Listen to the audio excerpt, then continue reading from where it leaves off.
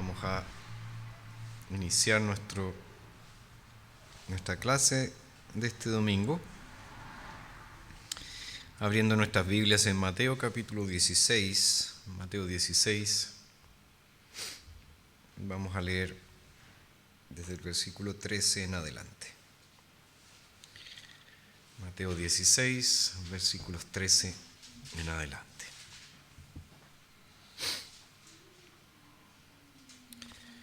Dice así la palabra del Señor.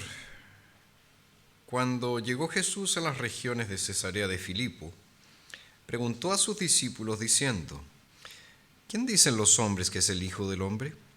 Ellos dijeron: unos Juan el Bautista, otros Elías, y otros Jeremías o uno de los profetas. Les dijo: pero ustedes, ¿quién dicen que soy yo? Respondió Simón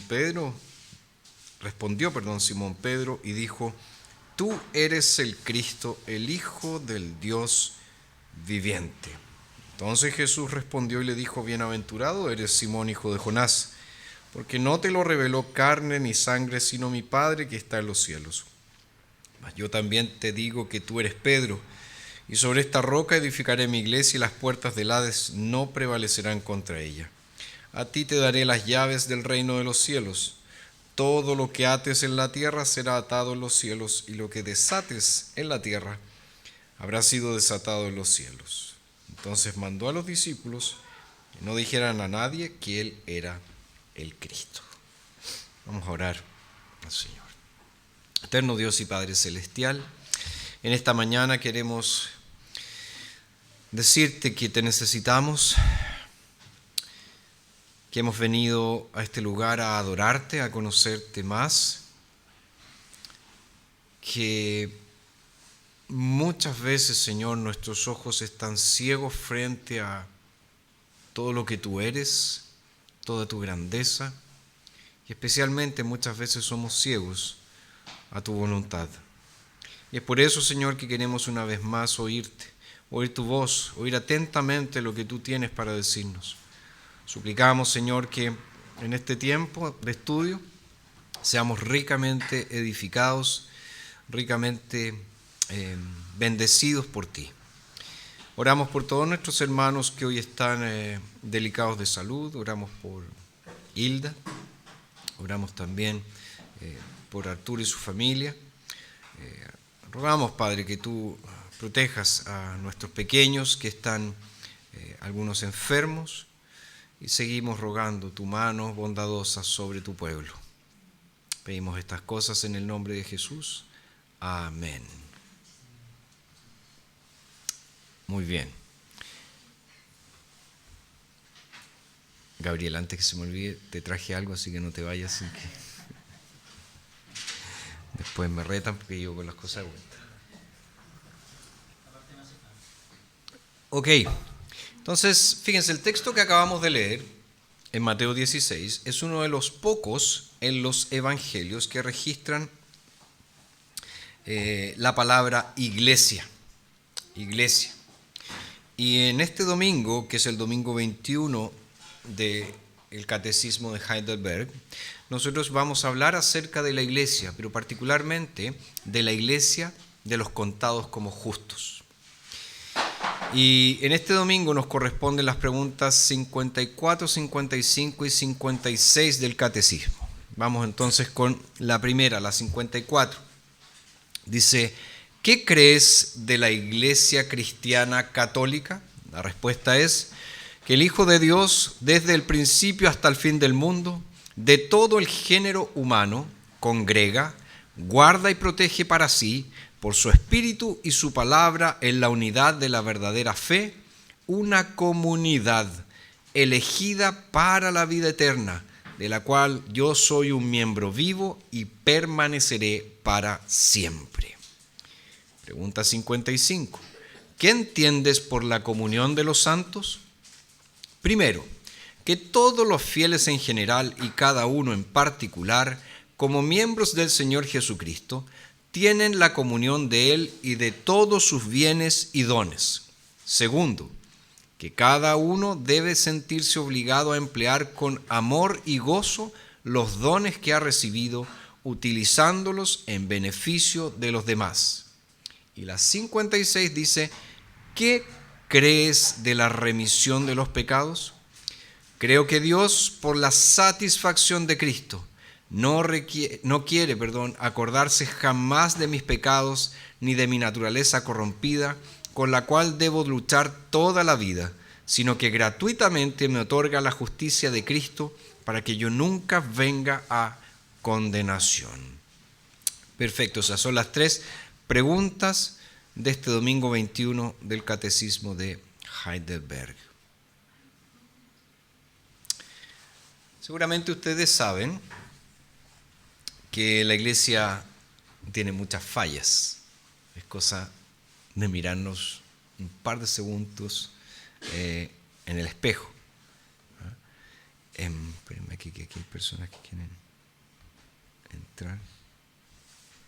Okay.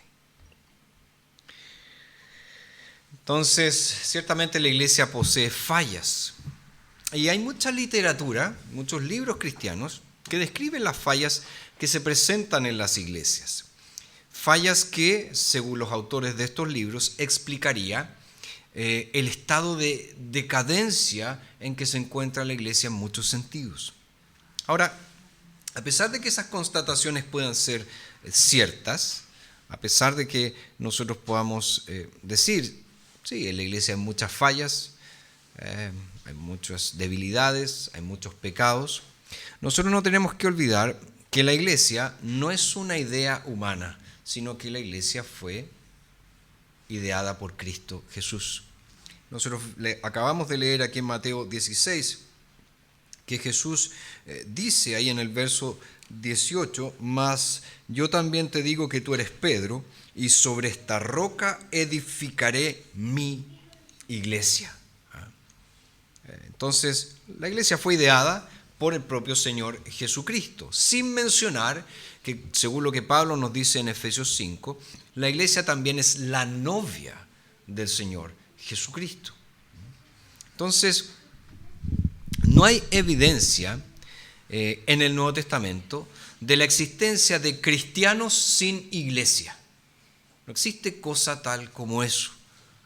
Los nuevos conversos en la iglesia primitiva, y eso lo vemos claramente en el libro de los Hechos, eran bautizados en Cristo y eran bautizados en un cuerpo, o sea, pertenecían al cuerpo que es la iglesia del Señor. Hechos nos dice aquí en el capítulo 2,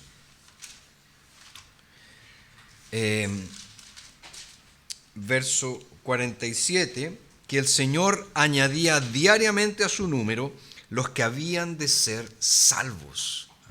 Fíjense entonces, aquellos que fueron bautizados eran bautizados en Cristo, en un cuerpo, y eran incorporados como miembros individuales de la iglesia. Entonces fíjense, el Señor no estaba salvando a personas al azar y manteniendo con esas personas relaciones salvadoras individuales.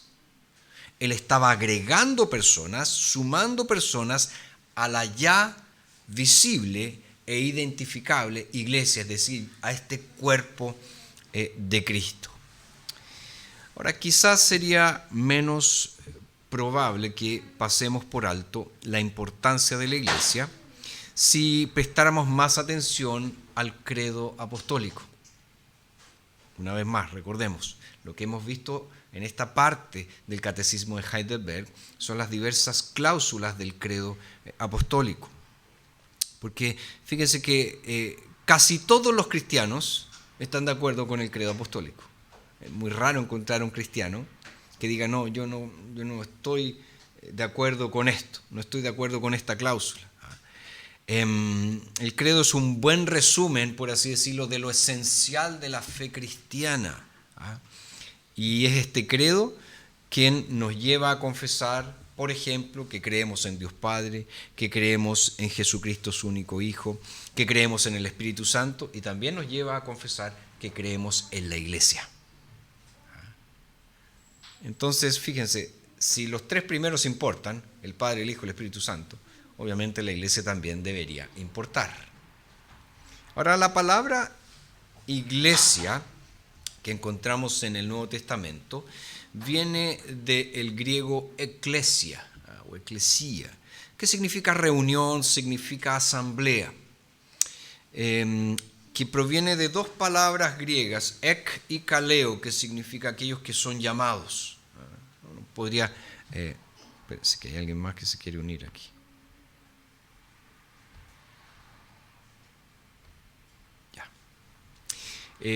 Ambas palabras, quiero decir, podría ser traducida de una manera literal como los llamados de o llamados desde. Y tiene la idea de aquellos que han sido llamados por Dios del mundo para formar parte de la iglesia del cuerpo de Cristo. Entonces, una definición simple de iglesia es que es una comunidad de personas llamadas por Dios a través de su palabra y espíritu para ser su pueblo. ¿Qué es lo que leemos acá en la respuesta a la pregunta 54? Dice, es una comunidad de fe elegida para vida eterna, de la cual soy un miembro vivo y permaneceré para siempre. Entonces, fíjense, la iglesia simplemente es eso, es el grupo, la comunidad de aquellos que han sido llamados por Dios para ser sus hijos, para formar parte de la iglesia. Ahora, los teólogos a menudo hablan de la iglesia utilizando ciertos términos. Por ejemplo, el término catolicidad o universalidad, el término apostolicidad y el término unidad.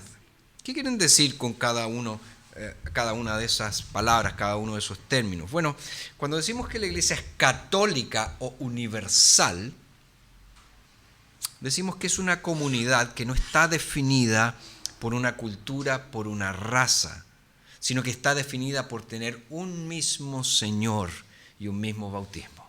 Es una sola iglesia, compuesta por personas de diferentes partes del mundo, de diferentes colores, de diferentes culturas.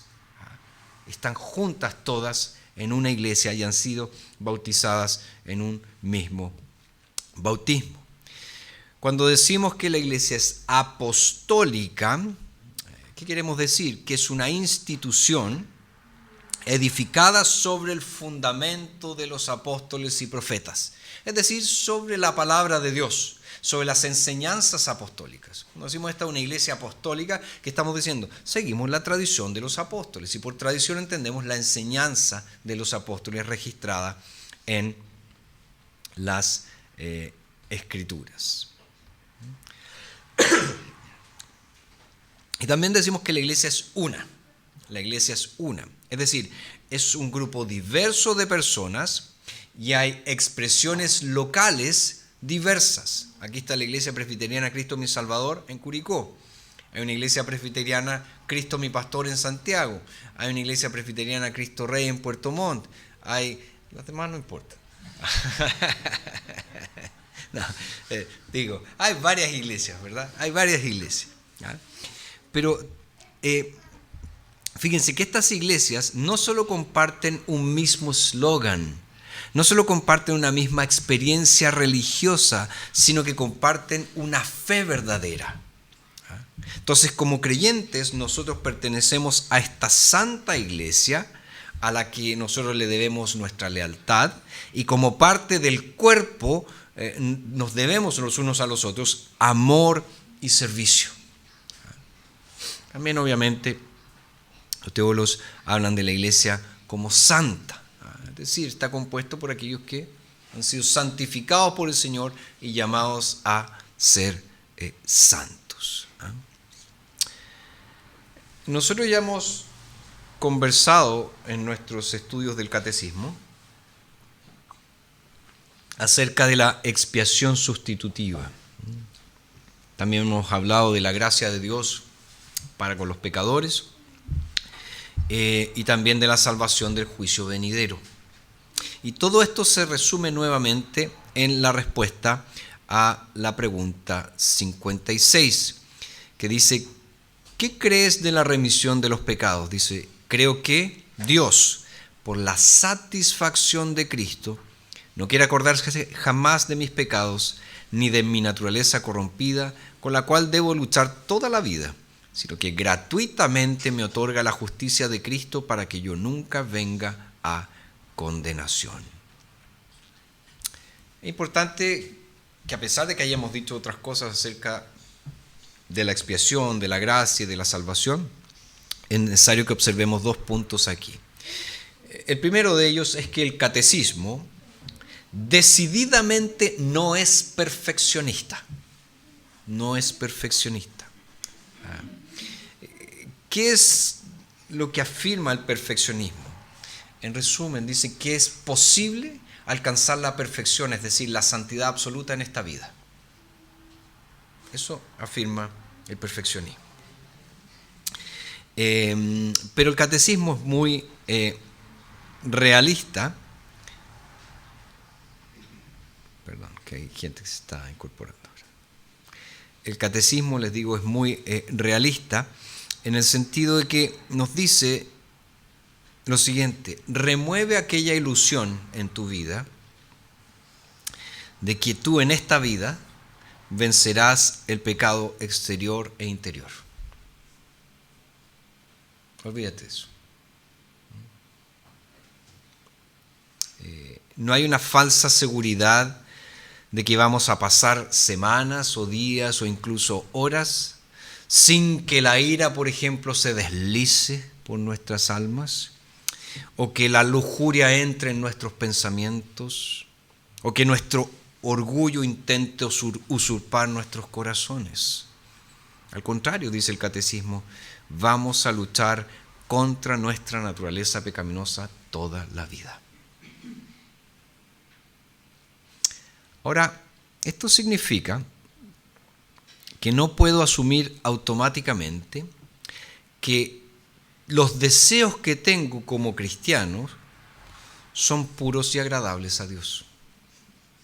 Hay muchas personas que dicen cosas así, pero si yo siento esto, ¿cómo si lo siento así no va a ser agradable a Dios? Yo siento que tengo que hacer esto para el Señor. Yo siento que el Señor me está guiando a hacer esto. No asumas que por ser cristiano tus sentimientos son puros y agradables delante de Dios. A veces escuchas a la gente decir este tipo de cosas: soy una nueva criatura, he nacido de nuevo, Dios me ha dado un nuevo corazón, mis deseos no son inciertos, son de Dios mismo. Este tipo de pensamiento lamentablemente subestima el poder del pecado que permanece aún en nuestras vidas. La mortificación de la carne, es decir, matar el pecado en nuestra vida, no es un evento único, sino que es un proceso continuo. Somos constantemente exhortados por la palabra de Dios a dejar lo terrenal, a hacer morir el pecado en nosotros, a abandonar diferentes actitudes, diferentes pensamientos, etc.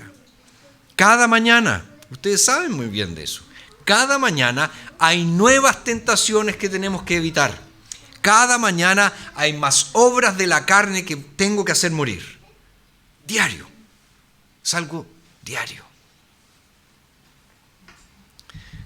Pero fíjense que esto no tiene que llevarnos a la desesperación, sino más bien tiene que ser tremendamente alentador. ¿Por qué digo esto? Si el Señor me da otros 30 años, esperamos, me voy a despertar como un hombre de 75 años y aún voy a estar frustrado conmigo mismo. Puedo estar seguro de eso. No voy a ser completamente santificado a mis 75 años. Va a haber crecimiento, va a haber madurez. Eso espero. Pero no va a haber perfección. Aún estaré luchando con mi egoísmo, con mi impaciencia, con mi indiferencia a gran parte de la gloria de Dios.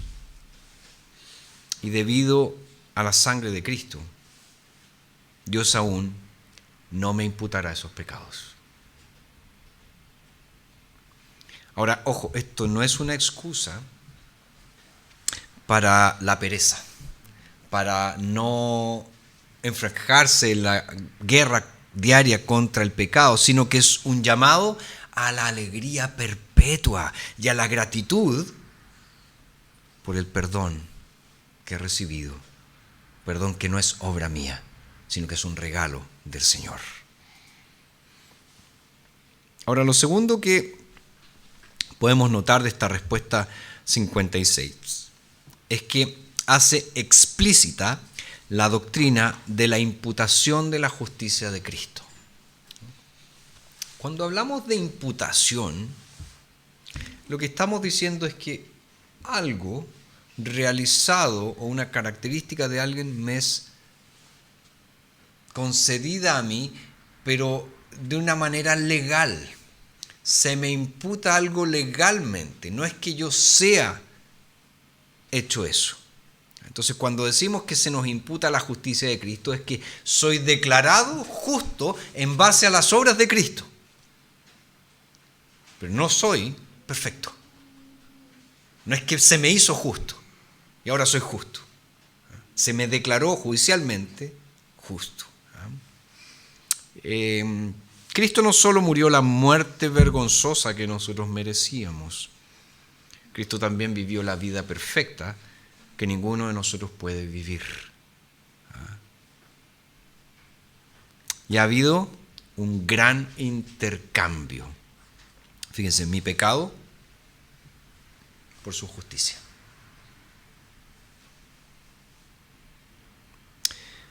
John Gresham Machen, un gran ministro presbiteriano, un defensor de la fe, alguien que luchó contra el liberalismo teológico, y él murió en 1936. Y antes de morir, él le envió un telegrama a un gran amigo de él y colega en el seminario de Westminster. Y él escribe lo siguiente: estoy muy agradecido por la obediencia activa de Cristo. No hay esperanza sin ella. Fueron las últimas palabras de Machen. ¿Había escuchado a alguien alguna vez decir como últimas palabras eso? No. Tal vez ha escuchado a alguien decir, me las van a pagar, como últimas palabras. O los voy a venir a molestar todas las noches. O, pucha, me tocó. En fin, pero él dijo, estoy muy agradecido por la obediencia activa de Cristo, no hay esperanza sin ella. Ahora fíjense, muchos de nosotros tal vez nunca hemos oído hablar acerca de la obediencia activa de Cristo. ¿Quién aquí, a excepción de Germán, ha escuchado hablar de la obediencia activa de Cristo?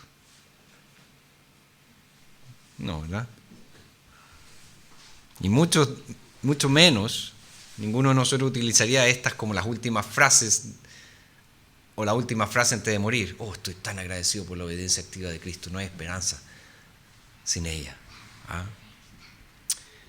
Pero fíjense que los teólogos llaman a la vida perfecta de Jesús obediencia activa. Él cumplió toda la ley de forma perfecta. Y todos los sufrimientos que experimentó Jesús es conocido como su obediencia pasiva. Entonces fíjense así, activa algo que él hace, pasiva algo que él recibe. Entonces, la última esperanza de Machen era que Cristo había vivido una vida perfecta por él, en lugar de él. Y él estaba seguro no solo que la muerte de Jesús lo había declarado inocente ante el tribunal de Dios, la obediencia pasiva, sino que él sabía que todo lo que Jesús había hecho era de él también. Por lo tanto, Cristo no solo había pagado por los pecados de Machen, sino que Cristo había cumplido la ley perfectamente a favor de Machen. Y eso es maravilloso porque, si ustedes lo piensan, si solo nosotros recibiésemos la obediencia pasiva de Jesús, ¿qué pasaría? Estaríamos igualados, ¿verdad? Ya, Él pagó por mis pecados, pero aún así estaré obligado a cumplir la ley de Dios perfectamente. Y es por eso que nuestra salvación es tan maravillosa. Cristo no solamente muere por todas mis maldades, por todas mis perversidades, por todas mis rebeldías, por todas mis iniquidades, sino que Él también cumple la ley perfectamente en mi lugar. Y yo ya no tengo nada más que hacer, excepto entregarme completamente a Él. Entregarme absolutamente a Él. Acuérdense las palabras del apóstol Pablo, cuando dice en 2 Corintios 5, al que no conoció pecado, Dios lo hizo pecado, para que nosotros fuésemos hechos justicia de Dios en Él.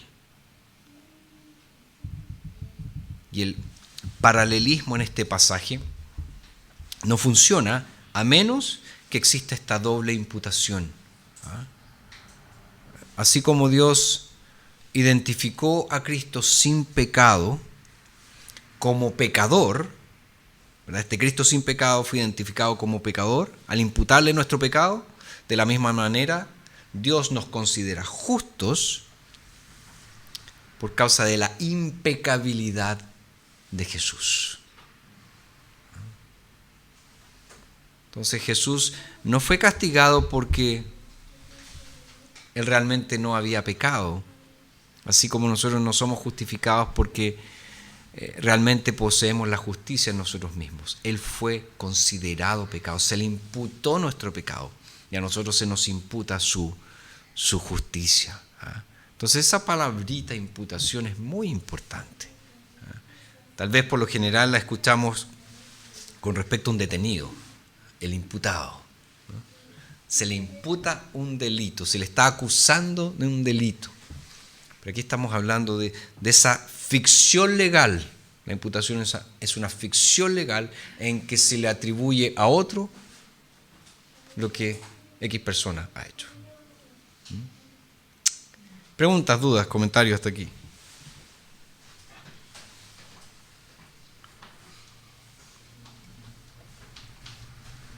¿No? Entonces, fíjense, la imputación significa que en lugar de tener, no sé, $1,000 en tu mano, otra persona transfiere esos $1,000 a tu cuenta. O sea, el dinero no está en tu mano, no tienes posesión física de ese dinero, pero se te considera legal y verazmente como tuyo, porque está en tu cuenta. No sé si han hecho ese ejercicio alguna vez.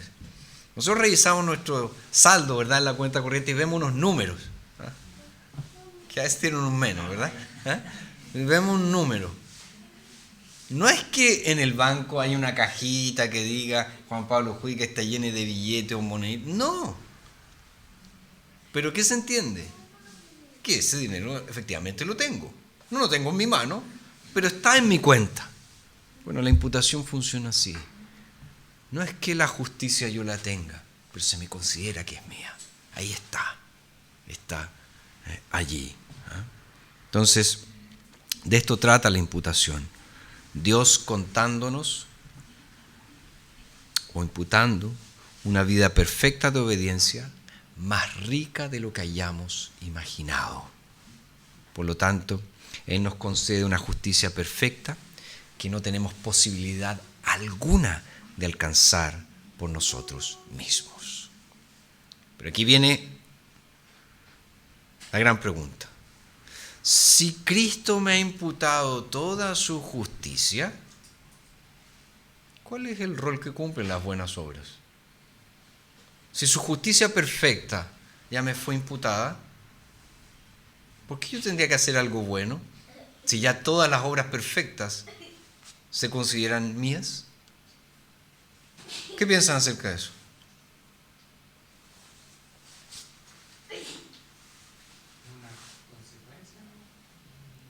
¿Ya? ¿Consecuencia de qué? De haber aceptado ese perdón. Como o sea, si yo miro a Cristo, creo que es como difícil hacer cosas, hacer obras como que no lo glorifiquen. Ok.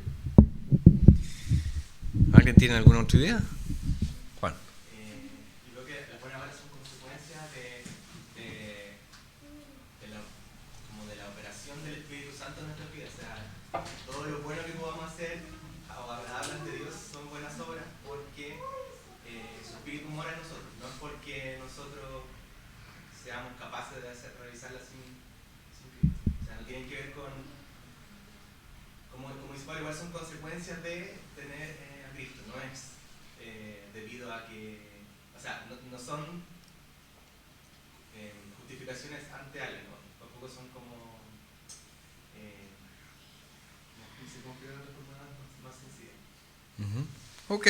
Ok.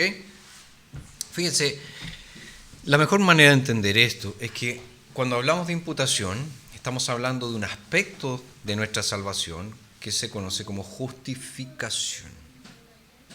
La justificación, en términos sencillos, es que los pecadores son contados como justos. ¿Por qué? Por lo que ya hemos visto. Se nos imputa la justicia de Cristo. Pero también en la salvación viene no solamente la justificación. La salvación es un paquete mucho más amplio. Por eso Pablo, por ejemplo, en Efesios 1, nos dice que nosotros hemos recibido en Cristo Jesús toda bendición espiritual. Entonces, además de la justificación, nosotros tenemos la santificación, que ahí se relaciona con lo que decía Juan, la obra del Espíritu Santo en nosotros. O sea, acuérdense, la iglesia es aquella constituida por ¿quiénes? Aquellos llamados por Dios y contados por justos. Y si Dios me ha llamado, si formo parte de su iglesia, entonces he sido santificado, porque ya dijimos que la iglesia es santa. Y ahí uno piensa, pero ¿cómo es santa? Mírenos un rato. Nosotros tenemos mucha autojusticia, ¿verdad? Nos gusta condenar al otro. El otro siempre es el malo, el otro siempre es el culpable, el otro siempre es el pecador. Yo no, yo soy bueno. Yo siempre he sido bueno. Sí, tengo mis pecados, pero no tanto como el otro. Ese es nuestro discurso, ¿verdad? Bueno, pero Dios nos dice que los verdaderos creyentes son santos. Pero eso no significa que son perfectos, porque la perfección está destinada para la gloria. En la gloria todo vestigio de pecado será removido de nuestra vida. Es más, ni siquiera vamos a pensar en el pecado. Es como que nos van a formatear de nuevo y no va a haber posibilidad alguna de pecar. Entonces, claro, el creyente tiene que manifestar esta nueva vida en Cristo que él tiene. ¿Y por qué se manifiesta? Porque no solo ha sido justificado, no solo ha sido adoptado, también ha sido santificado y está en proceso de santificación. Entonces, ahí es donde entran las buenas obras. Porque estas buenas obras, como ya lo hemos dicho más de alguna vez, no es cualquier cosa. A veces pensamos, buenas obras es, mi vecina me pidió que le pasara a buscar a los niños al colegio y como yo estoy yendo a buscar a los míos, lo hago. Buena obra. Estoy feliz. Cumplí. La buena obra del día. No, ¿sabes qué hice? Hice el aseo en la casa. Buena obra. Corté el pasto. No, buena obra. Fui al supermercado. En fin. No es eso. Las buenas obras, nos dice la Escritura, y nuestros documentos confesionales lo reafirman, tienen que cumplir 3 características indispensables. Ser realizadas con fe, ser realizadas según la palabra de Dios y ser realizadas para la gloria de Dios. Eso es una buena obra. Por lo tanto, tú puedes ayudar muy bien a una señora a cruzar la calle, una señora de edad, y pensar, hice una buena obra. pero si no hay ninguno de esos elementos, si no lo hiciste para la gloria de Dios, no es una buena obra. Ok, entonces esta es la lección de hoy, lección del domingo 21, la iglesia de los contados como justos. Vamos a orar para concluir. Gracias, Señor, gracias.